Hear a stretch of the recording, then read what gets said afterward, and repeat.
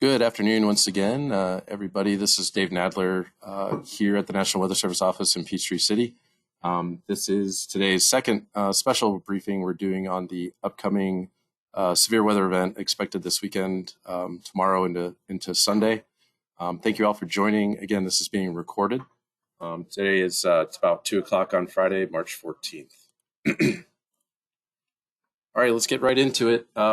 I'm sure you guys all, like, based off what we were seeing the last couple of days and going into today, not a tremendous amount of change, although we will get into some of the more details of this event. But basically, significant severe weather is expected.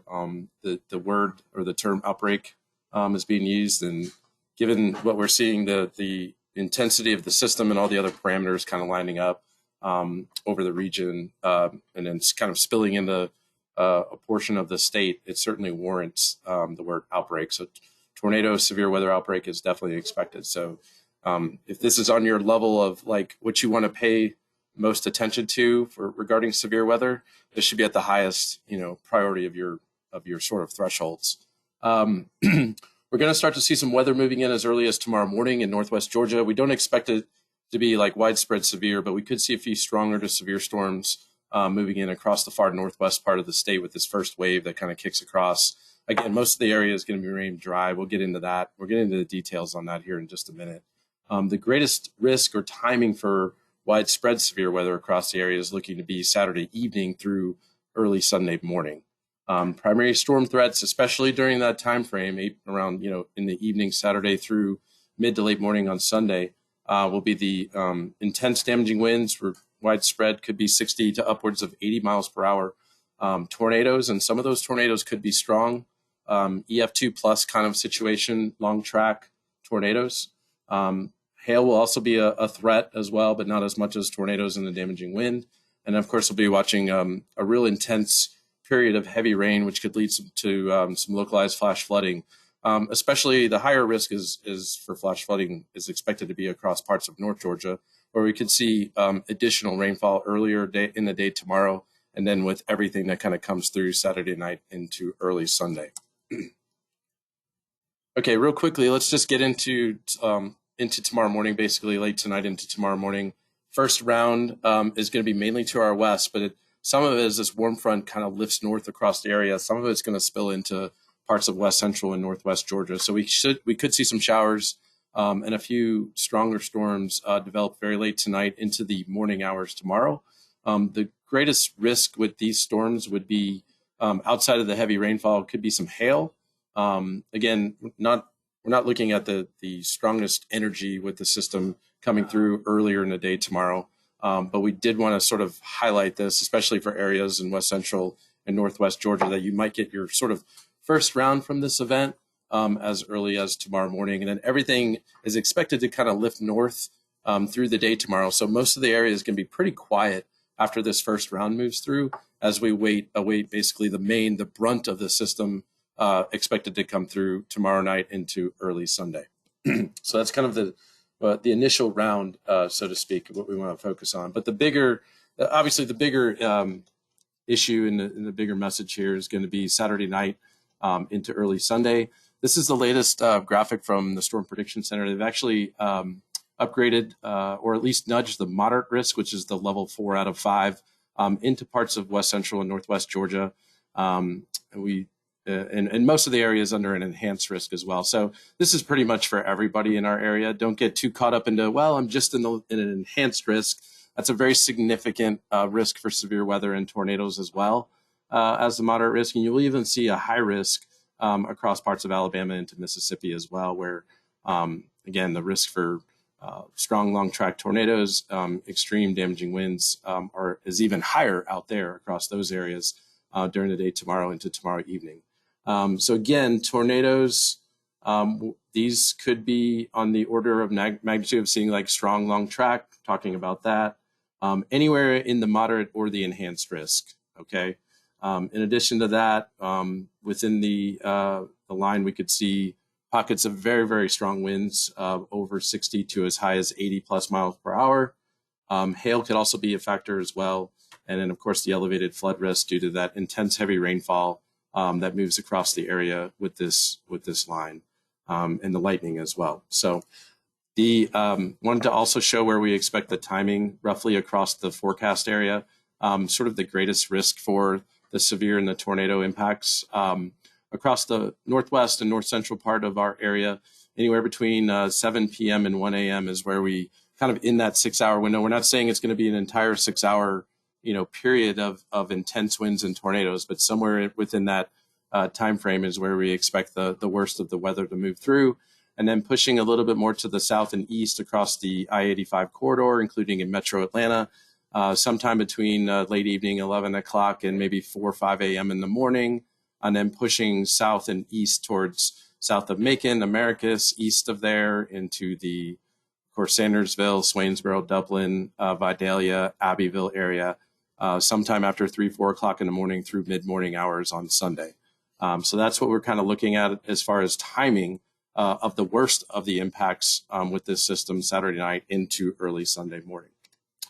The hazard potential, I want to kind of put the tornado threat into perspective. The graphic that you see on the right, where it shows like 0.4%, 0.2%, that is just your daily climatology for seeing a tornado this time of year across the region.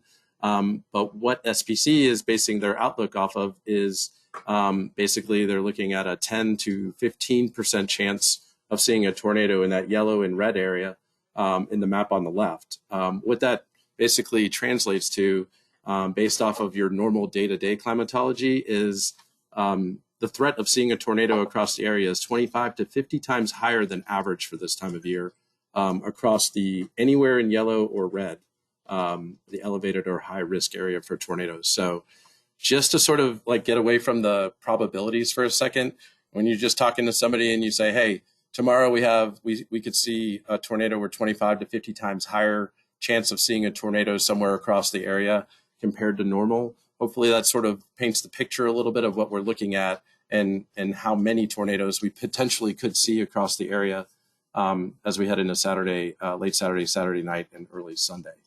And again, anywhere in the elevated or high probability or risk area for tornadoes could see potentially strong long track tornado.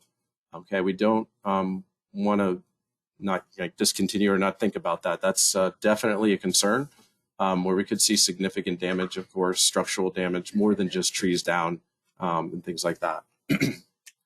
So in addition to the tornadoes, of course, the damaging wind threat is definitely going to be there. So on top of the tornadoes, we're going to be dealing with the potential for widespread 60 plus mile per hour winds, creating, of course, damage down trees, power lines, potential structural damage as well. Given the parameters of what we're seeing in the atmosphere for wind, some of these gusts could reach upwards of 70 or even 80 plus miles per hour in spots. So again, we're dealing with pretty significant wind speeds with that could cause significant damage aside from any tornadoes that we get. So again, the greatest risk or timing for this wind threat, in addition to the tornadoes, is going to be 7 or 8 o'clock in the evening tomorrow through about 8 or 9 o'clock in the morning on Sunday across the entire area. And then finally, Sunday morning, we do believe that the primary concerns, the main severe weather threat is going to exit the area sometime mid to late morning on Sunday. So that's good news.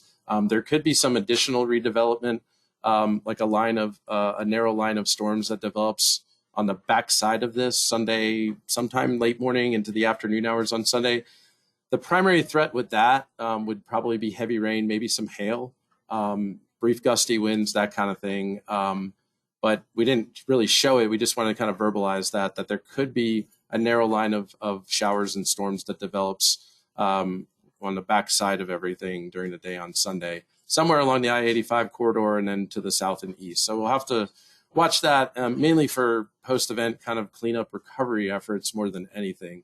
But that's kind of what's going to be happening on Sunday. For the most part, most of the area will be sort of clearing out from the main impacts of what we're expecting, throughout the day, tomorrow and into tomorrow night, which hopefully will be some good news. Okay, now let's get into a little bit of the kind of the timing and the model data and the intensity. I'll let Keith kind of talk to this slide. This is sort of that first round that's going to be coming in later tonight into the morning hours tomorrow. All right, so I'm going to focus you back on the left-hand side there. You see the graphic that's sort of underneath everything. there is an enhanced and a moderate risk back to our west and northwest over the Mississippi Valley for today and tonight. And a lot of those storms are going to develop and then shift east with time over the course of the tonight into the early morning hours tomorrow. So the graphic you're looking at on the top left there is the storms that a lot of the models are picking up on, drifting across northern Alabama overnight tonight toward the morning time frame. And so that's a snapshot of about 4 a.m. Those storms are shifting east-northeast into what looks like probably northwest Georgia. And so if you look at the graphic on the right-hand side, you'll see those. I started around the same time, just a different loop for a different scale. You can see them drift into northern Georgia, arriving early in the morning. And what that's going to do is set up potential for some training, maybe some heavy rain. When we deep dove into the parameters, there's a pretty good indication that they could be some pretty prolific hail producers. And so the primary threats with any of these storms early in the morning would be hail and heavy rain. I'm not going to rule out there won't be or couldn't be some wind associated with it, but for now, it looks like hail and heavy rain would be the threat. A lot of that looks like it's going to run through maybe late morning, early afternoon. You can see the graphic, again, back on the left that's sort of zoomed in northwest. That's the focus area from, say, Rome up into northeast Georgia, say Blairsville, that region, through the higher terrain, et cetera. But that's really where the focus is going to be in the morning and the area that we'll have to watch with these storms before the real main show starts to set up. And you can see that start to take shape at the very end of the loop on the right-hand side, the storms when it ends at 4 p.m. in the afternoon back over Mississippi. So once the storms lift out of North Georgia, late morning, early afternoon, we'll then start to focus our attention back to the west on how things are taking shape there. And from here, I'll let Dave take over and talk about the timing for the tomorrow night. Thanks, Keith. Okay, so let's get back into basically late tomorrow after this first wave moves in, Saturday into Saturday night. Again, I got the outlooks, the updated outlooks on there for Saturday, late Saturday, Saturday night into Sunday morning. Progression of the line, you can get an idea, that loop from radar. And again, Keith mentioned also, we've kind of talked about the potential of obviously for supercells, which could spawn some pretty significant tornadoes. I think that's the concern coming out of Alabama into western Georgia sometime during the evening tomorrow night and into the overnight hours as everything kind of pushes to the east. So this is not really your run-of-the-mill severe weather event. This is definitely an increased risk of seeing widespread damage, strong tornadoes. So again, anywhere in the enhanced or moderate risk areas for tomorrow night into early Sunday is the concern for seeing this higher risk of tornadoes, the higher intensity for damaging winds, and basically even beyond 3 or 4 o'clock in the morning for areas from like Sandersville east towards Swainsboro, south Dublin, Vidalia.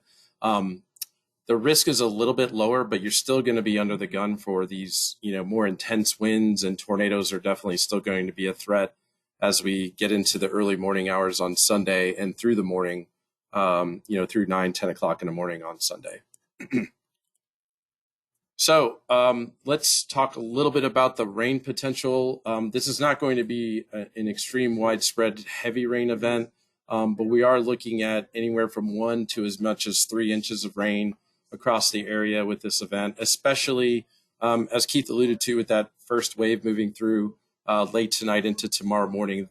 Areas in northwest and north central Georgia is where we think the highest amounts of rainfall are going to be for total rainfall amounts. And that's where we think the increased flood risk is going to be. If we start to see training of these storms and cells, especially tomorrow, that sort of sets the stage, sort of primes the pump for what we could see later in the day and through the overnight hours with the main band of precipitation. So we are working on, and we'll be having a flood watch out for, I believe, sort of the northwest 4 or 5 counties of our forecast area. So that'll be going out with the afternoon package, but that's going to be our primary area of concern. But anywhere within along the I-85 corridor, Atlanta Metro included, if we see an extended period of significant rainfall as the main band moves through, certainly we're going to be looking at some localized flooding issues with that on top of everything else. So just wanted to make sure everybody was aware of that. And then also there are some questions about what the wind is going to look like outside of any thunderstorm activity. And basically the image on the far left is what we expect peak wind gusts to be on Saturday afternoon. So generally in the 20 to 30 mile an hour range. Higher elevations could be a little bit more. The winds pick up as the system approaches Saturday night. So we start to bump those winds up into 30 to 40 in spots. So we may need a wind advisory for Saturday night into early Sunday. Higher elevations are going to be, even windier than what we're showing here. And then Sunday on the backside of the system, the winds coming in from the west-northwest will be gusting 20 to 30 as well. By Sunday night into early Monday, that's when we expect the winds to come down just a little bit. So that's sort of look at the winds outside of any thunderstorm activity. And then we'll just sort of wrap this up again by saying, again, this is about as high as we can get as far as the level of concern with the severe weather event. Outside of course, what SPC is saying, we agree with the risk and the outlooks and everything. Parameters are definitely coming together given the intensity of the storm system moving through the time of year. This is unfortunately looking to be a very significant event for some part of our area and definitely across the region as we go through the day tomorrow and into early Sunday. Again, the storm threats, we've went over all this already in detail. So again, with that, we did want to mention I think one thing everybody could help, drive home to everybody in your counties, your respective areas, the public, is make sure you have multiple ways of getting warnings. Okay, this is an overnight event as well. So people's visibility and awareness is going to be a little bit lower than usual.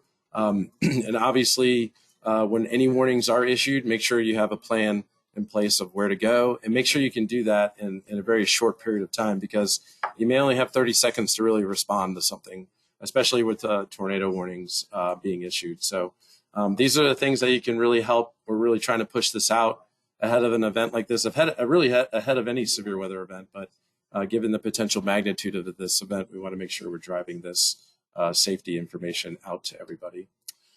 With that, we will continue to update everybody in Slack via emails. We are planning to do at this point a quick webinar tomorrow afternoon at 1 o'clock, just to kind of update everybody on where we're at and what we're expecting from tomorrow afternoon through early on Sunday.